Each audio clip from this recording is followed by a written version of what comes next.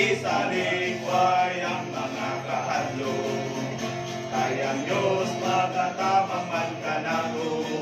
bisan lisod ang atong agianan, isang yaw nato ang kaluwasan, isang yaw ta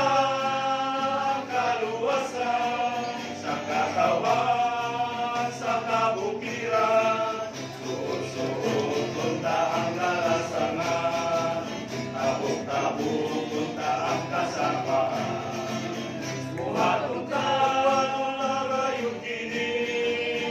kaya ang Diyos na kandang uganti,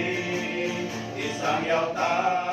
ang kaluwasan, aron masayod ang mga katawan.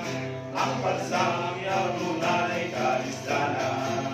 kay di sayo ng mga agianan,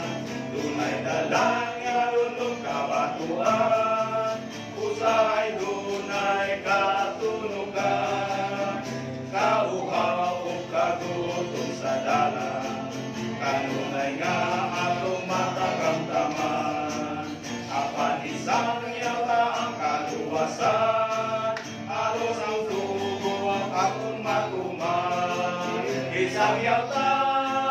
ang kaluwasan, sa katawan, sa kabukiran, suot-suot punta ang kalasangan, tabok-tabok punta ang kasapaan.